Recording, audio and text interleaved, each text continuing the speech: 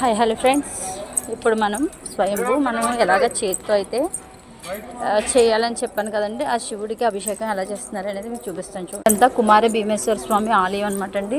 Temple ప్రాంగణంలో ఉన్నాం మనం ఇప్పుడు. ఇదంతా గుడి ప్రాంగణం అనమాట అండి. కుమార భీమలింగేశ్వర స్వామి ఆలయం అండి. ప్రసిద్ధి దేవాలయంలో ఒక దేవాలయం ఇది. దేవతలతో జన్మించబడింది అనమాట.